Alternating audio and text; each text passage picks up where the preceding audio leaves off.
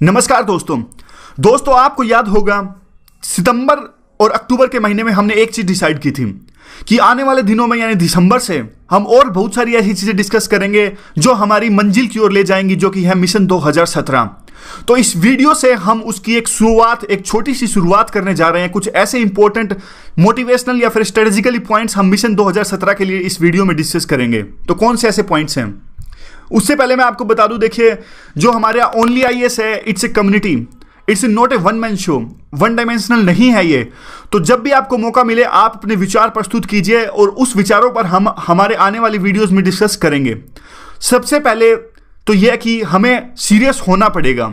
अगर आप time waste करते हो बहुत ज़्यादा, यूट्यूब पर आप घंटों वीडियोस देखते हो किसी भी चीज़ से रिलेटेड, अननेसेसरीली पॉलिटिक्स या फिर एंटरटेनमेंट, मूवीज़, कुछ भी है, छोड़ दीजिए उस चीज़ को। व्हाट्सएप, फेसबुक छोड़ दीजिए, हो सके तो जो स्मार्टफोन है उसको भी छोड़ दीजिए, सिर्फ एक टैब रखिए, वो भी एजुकेशनल वीडियोस के लिए। और दूसरा, जो लड़के लड़कियों की प्रोफाइल देखते हैं छोड़ दीजिए। ऐसा जो ये टाइम था वो कॉलेज में था और आने वाले दिनों में आएगा भी। जब आप सिलेक्ट हो जाओगे लबासना में, एकेडमी में भी आपको समय मिलेगा, शादी से पहले बहुत समय मिलेगा। और दूसरा देखिए, बिल्कुल सीरियस होने की आवश्यकता है। जब भी आप पढ़ो ऐसा नहीं हो, देखियो पढ़ते हैं एक प्रोडक्टिविटी आनी चाहिए। जब देखिए मेच्योरिटी नहीं होती तो हम क्या पूछते हैं, मतलब मैंने भी पूछा था जब तैयारी स्टार्ट नहीं करी थी तो यह लगता था कितना पढ़ना पड़ता है आईएएस बनने के लिए। कोई कहता था 18 घंटे 16 घंटे। यहाँ पे तो भाई ऐसे ऐसे भी लोग हैं जो 12 घंटे पढ़ते हैं लेकिन 5 पेज पलटते हैं। तो ऐसा बिल्कुल नहीं करना। और दूसरा पॉइंट देखिए, 4 चीज़ों की यहाँ पे आवश्यकता है, 4 चीज़ों की आप में और मुझ में, सब में ये चीज़ की आवश्यकता है मिशन 2017 के लिए। एक डिटर्मिनेशन होना चाहिए, अंदर आग होनी चाहिए। ऐसा नहीं हो कि देखिए वही बात मैं आपको दोबारा से रिपीट कर रहा हूँ कि 2 घंटे हो गए सिर्फ 4 पेज पलटा है। प्रोडक्टिविटी चाहिए। जो हमारा सिलेबस हमारे सामने जो किताब रखी है, आप एक शेर हो और जो किताब रखी है आपका शिकार है। ऐसे पढ़ो कि मन में बिल्कुल प्रोडक्टिविटी जबरदस्त आए। नेगेटिव थॉट्स पे आपका कंट्रोल होना चाहिए। बनूंगा नहीं बनूंगा, ये क्या मतलब हुआ, बनूंगा नहीं बनूंगा। काम पे यकीन रखिए ना, सिर्फ अपना काम कीजिए और भूल जाइए सब कुछ, सारी दुनिया भाड़ में जाए, भूल जाइए सब कुछ, क्या होगा क्या नहीं होगा। ये तो हमारे प्राइम मिनिस्टर ने भी कहा था, बनने के सपने मत देखो, करने के सपने देखो, कितना आप कर पाते हो। जैसे यार जो भी है पेपर दो और बाकी सब भूल जाओ।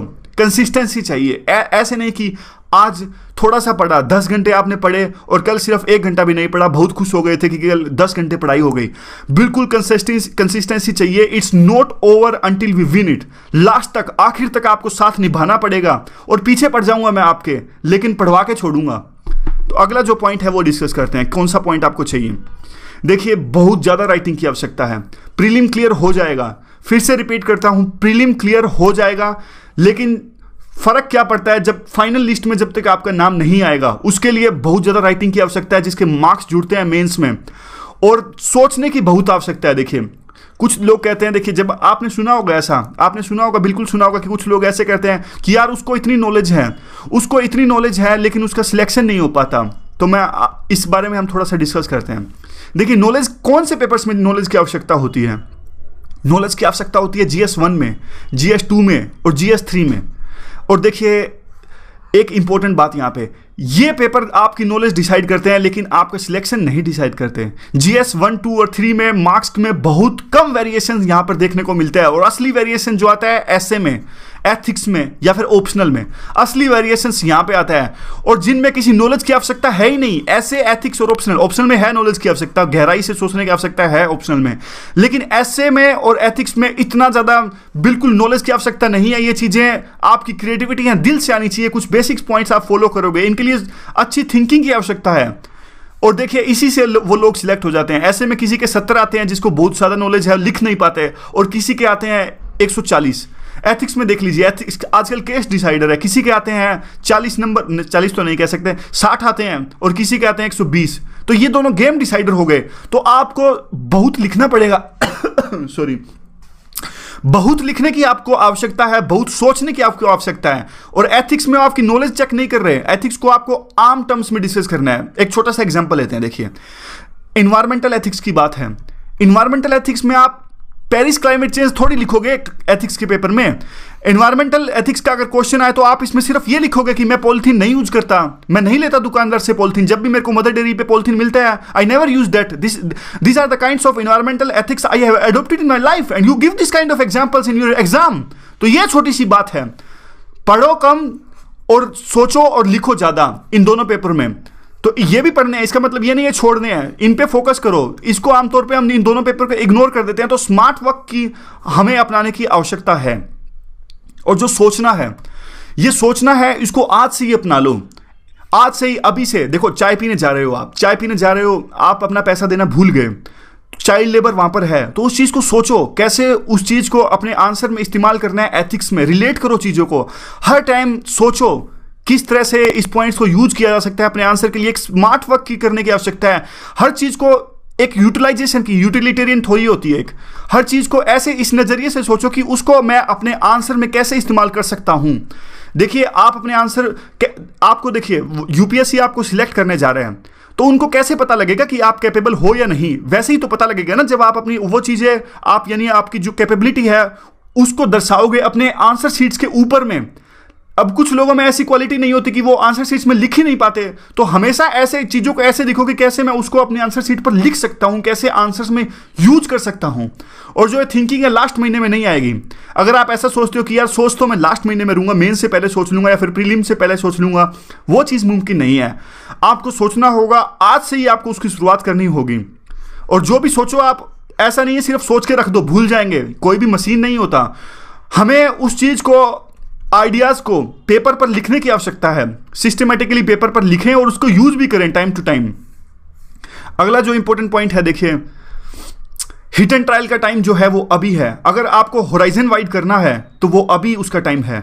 मेन से 3 महीने पहले या फिर प्रीलिम से 3 महीने पहले तो आप एक्स्ट्रा सोर्स पढ़ना छोड़ ही दीजिए। 3 नहीं तो 2 महीने मान लीजिए आप, यानी अभी टाइम है। अभी प्रीलिम में 6 से ज़्यादा महीनों का टाइम है और मेंस में तो देखिए कम से कम 1 साल से थोड़ा सा कम टाइम बचा है। तो जो भी नई चीज़ें पढ़नी है वो अभी डिसाइड कर लो, अभी पढ़ने की उनको शुरुआत कर लो, ताकि प्रीलिम से पहले या फिर मेन से पहले वो चीज़ें आप ना पढ़ो। नहीं, हिट एंड ट्रायल का टाइम देखिए हर एक की अलग अलग स्ट्रेटजी होती है। अब मैं थोड़ा सा एग्जाम्पल आपको देता हूँ।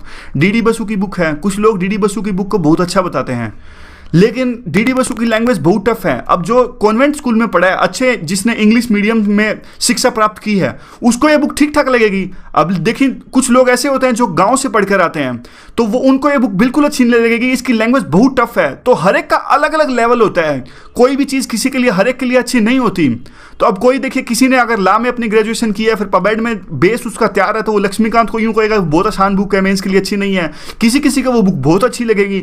तो हर एक के लिए अलग अलग स्ट्रेटजी होती है। ये बात आप अपने दिमाग में बढ़ा लीजिए। स्ट्रेटजी बनती है सर्कमस्टांसिस के हिसाब से, हर एक का अलग अलग लेवल होता है। तो कुछ चीज़ें ऐसी होती है, कुछ चीज़ें तो देखिए बेसिक होती ही हैं, मैं भी मानता हूँ, लक्ष्मीकांत, स्पेक्ट्रम, ये तो पढ़नी है, लेकिन बहुत सारी ऐसी चीज़ें होती हैं जो सबके लिए अलग अलग होती हैं। तो उसको हिट एंड ट्रायल से देखो, हिट एंड ट्रायल से देखो कि आपके लिए वो सोर्स कितना फिट है। और हिट एंड ट्रायल से पता कैसे लगेगा? हमेशा आप अपने पुराने पेपर साथ में रखिए, यूपीएससी के प्रीलिम के या फिर मेंस के पुराने पेपर साथ में रखिए, और जो भी चीज़ आप पढ़ते हो उसको पढ़ के आप पुराने पेपर देखिए कि देखिए कितना मैं कर पा रहा हूँ। प्रीलिम का पढ़ रहे हो तो देखिए कि जो एमसीक्यूज पुराने टाइम में आए हैं मैं उनको सोल्व कर पा रहा हूँ या कर पा रही हूँ कि नहीं कर पा रही। तो अगर कर पा रहे हो तो इसका मतलब आप राइट डायरेक्शन पे हो, नहीं कर पा रहे तो आपको कुछ और ज़्यादा पढ़ने की आवश्यकता है, कहीं ना कहीं आप वो चीज़ मिस कर रहे हो। तो ये चीज़ है देखिए। उसके बाद ग्रुप डिस्कशन इंपॉर्टेंट है, डेफिनेटली ग्रुप डिस्कशन इंपॉर्टेंट है। ग्रुप डिस्कशन का फायदा क्या होता है? एक तो देखिए, एक तो अकेला बंदा सोच रहा है, एक 6 बंदे डिस्कस कर रहे हैं और 6 बंदों का दिमाग चल रहा है, साथ साथ में 6 बंदों के पॉइंट्स हमारे आंसर में जुड़ रहे हैं या फिर प्रीलिम के लिए जुड़ रहे हैं, तो वो डेफिनेटली एक फायदेमंद साबित होता है। लेकिन टाइम वेस्ट नहीं, हमेशा ध्यान रखो ग्रुप डिस्कशन में आपको टाइम वेस्ट नहीं करना। और ग्रुप डिस्कशन का एक इंपॉर्टेंट फायदा ये होता है कि हमें चीज़ें याद हो जाती हैं जब हम सुनते हैं। जो ये वीडियो में हम डिस्कस करते हैं उसका सबसे बड़ा फायदा ये नहीं है कि आपको चीज़ें समझ में आ रही हैं, ऐसा कुछ रॉकेट साइंस नहीं है, सिंपली चीज़ें होती हैं। उसका सबसे बड़ा फायदा पर्सनली मैं ये सोचता हूँ कि चीज़ें याद रह जाती हैं। मतलब आपको वो फायदा तब पता लगेगा जब आप आंसर लिखोगे, उसका फायदा तब आपको पता लगेगा कि वो चीज़ें याद आएंगी।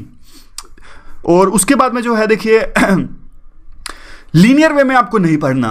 लीनियर वे का मतलब ऐसा है कि आप सिर्फ पढ़ते ही जा रहे हो, अपने आप को इवेल्युएट नहीं कर रहे हो, ऐसी चीज़ आपको नहीं करना। तो ऐसा ना हो कि 3-4 महीने सेम स्ट्रेटजी अपनाए हुए लेकिन गलत रास्ते पर आप चल पड़े थे। हर 10-15 दिनों के अंदर अंदर कुछ भी प्रीलिम का, मेंस का टेस्ट जरूर लिखो। प्रीलिम का एक मॉक टेस्ट ट्राई करो, मार्केट में 10-15 रुपए की जो भी फोटोस्टेट कापी मिलती हैं वो ले लो, या फिर मेंस की आप आंसर राइटिंग टाइम पर करते रहो और देखो कि किस तरह के आंसर आ रहे हैं, क्या वो आंसर सोल्व हो रहे हैं कि नहीं हो रहे हो, सेम बात दोबारा से। तो टाइम टू टाइम आपको अपनी वीकनेस पे काम करना होगा, यानी सिस्टमेटिक ढंग से देखो कि इवेल्युएट करने के बाद में एनालिसिस भी करो कि कौन सी गलती है आपके अंदर में और उसको रिमूव करने की कोशिश करो। एक सिस्टमेटिक ढंग से तैयारी करनी है।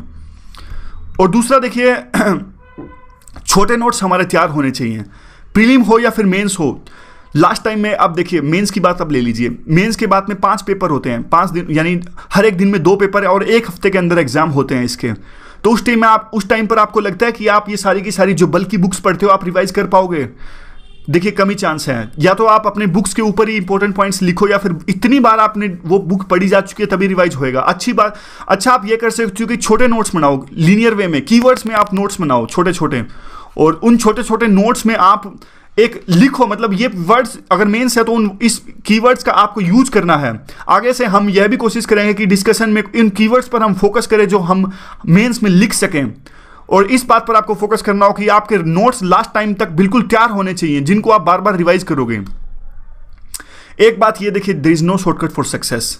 अगर आप सोचते हो कि सिंपल बिल्कुल सीढ़ियां ना चढ़ के आप बिल्कुल यहां से यहां पहुंच जाओगे तो यह तो मुमकिन नहीं है। देखिए रोम भी है, एक इंग्लिश में फेमस प्रोवर्ब है, Rome was not built in a day. आपको पेशेंस रखना पड़ेगा और बिल्कुल छोटे छोटे कदम आपको बढ़ाने होंगे और एक कंसिस्टेंसी, वही सेम बात आपको दिखानी होगी। सक्सेस कोई एक, there is no specific strategy for the success. Ask those persons, उन लोगों से पूछो जो अभी अभी सिलेक्ट हुए हैं। सिलेक्ट होने से पहले वो भी स्ट्रेटजी की तलाश कर रहे थे, तो ऐसी कोई स्ट्रेटजी है ही नहीं, सबके लिए अलग अलग स्ट्रेटजी है और इस बात पर वेस्ट करना ही नहीं। कुछ लोग क्या करते हैं, टेलीग्राम पर या फिर कुछ भी बिल्कुल मटेरियल इकट्ठा करते रहते हैं, आज ये मटेरियल इकट्ठा कर लिया, आज वो मटेरियल इकट्ठा कर लिया। बिल्कुल नहीं करनी ऐसी चीज़ें। जो मटेरियल इकट्ठा करना है वो आज कर लीजिए, और बिल्कुल ये जो स्ट्रेटजीज डिस्कस कर रहे हो उनको छोड़िए। जो देखिए जो पहला पॉइंट है उससे इंटरलिंक कीजिए आप।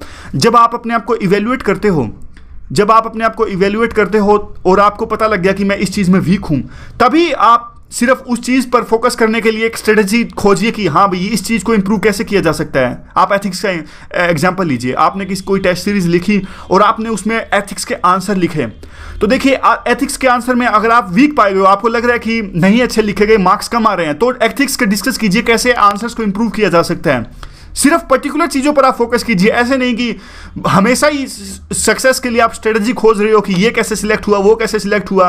1000 लोग हर साल सिलेक्ट होते हैं और कितने सालों से सिलेक्ट हो रहे हैं हर साल। क्या उन सबकी स्ट्रेटजी फॉलो करोगे? बिल्कुल नहीं करेंगे हम उनकी स्ट्रेटजी। हम सिर्फ हमारी स्ट्रेटजी फॉलो करेंगे। हर एक बंदे की अलग अलग स्ट्रेटजी होती है और बिल्कुल टाइम वेस्ट नहीं करना मटेरियल इकट्ठा करने में। उसके बाद में देखिए आता है एक प्लान बनाइए। हर एक का अपना अलग अलग प्लान होता है, आप भी अपना प्लान मिलाइए। देखिए मैं आपको प्लान नहीं दे सकता, मैं या फिर कोई भी आपको बंदा आपको प्लान नहीं दे सकता, सबका अलग अलग लेवल है। अब किसी का सेकंड अटेम्प्ट है, तो उसने सब कुछ पढ़ा हुआ है, उसके लिए अलग प्लान होगा। जिसका फर्स्ट अटेम्प्ट था उसके लिए अलग प्लान होगा। तो देखिए अब जिसने सिलेबस ऑलरेडी कंप्लीट कर लिया है उसके लिए अलग, वो तो अभी मॉक पेपर्स लिखने पर फोकस करेगा, और जिसने अभी जिसका फर्स्ट अटेम्प्ट है वो जनवरी तक, जैसे एग्जांपल दे रहा हूँ, जनवरी तक वो अपना सिलेबस कंप्लीट करेगा, मई से रिवीजन स्टार्ट होएगी और जून से डेली मॉक टेस्ट चलेगा। तो जो भी हो आप अपना प्लान बनाइए, सबका अलग अलग प्लान होता है, और आज प्लान बनाइए और उसी प्लान से हमें चलना होगा। और जो हमारी सीरीज है देखिए, जो हम डिस्कस करेंगे ऑनलाइन इस कम्युनिटी में, वो तो एक you can say that second plan है। मतलब हम उसमें भी सब कुछ कंप्लीट करने की कोशिश करेंगे, लेकिन आप अपना प्लान जरूर फोकस कीजिए। अपना प्लान यानी 2 प्लान आप रखिए, एक आपका प्लान और एक हमारी ओनली इस कम्युनिटी का प्लान होगा। और देखिए नेगेटिव थॉट्स क्यों आते हैं माइंड में? नेगेटिव थॉट्स इसलिए आते हैं कि क्या करेंगे, नौकरी नहीं मिलेगी, सिलेक्शन नहीं होगा, और बहुत सारी ऐसी चीज़ें, शादी वगैरह की चीज़ें दिमाग में आती है। तो सब छोड़ दीजिए, बस एक चीज़ दिमाग में रखिए जो पर्सनली मैं आपको एडवाइस करना चाहूँगा। हमेशा प्लान बी आप अपने दिमाग में रखिए। If not UPSC then what, तो क्या करेंगे? हर एक का प्लान होता है। देखिए कुछ लोग बिजनेस पर फोकस करना चाहेंगे, कुछ लोग कुछ भी करना चाहेंगे, मतलब एसएससी आईबीपीएस की तैयारी करना चाहेंगे, कुछ लोग एंटरप्रेन्योरशिप मतलब दोबारा से अपनी आईटी वगैरह की फील्ड में जाना चाहेंगे। तो हमेशा प्लान बी तैयार रखिए। If not UPSC then what, सबसे बुरा सोच लीजिए। हमेशा एक फंडा होता है, देखिए नेगेटिव थॉट्स को भगाने का एक फंडा जो हमेशा काम करता है, सबसे बुरा सोच लीजिए। जो चीज़ आपको तंग कर रही है ना, सबसे बुरा सोच लीजिए इस बारे में।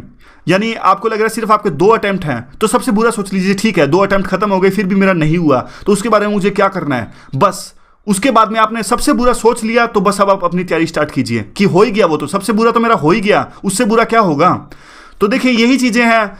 आज एक सिर्फ शुरुआत है, आने वाले दिनों में हम कल से इस चीज़ को आगे बढ़ाएंगे। और जैसे दोबारा फिर से एक चीज़ को कहता हूँ, मिल के साथ चलेंगे तो हो जाएगा। It's not over until we win it.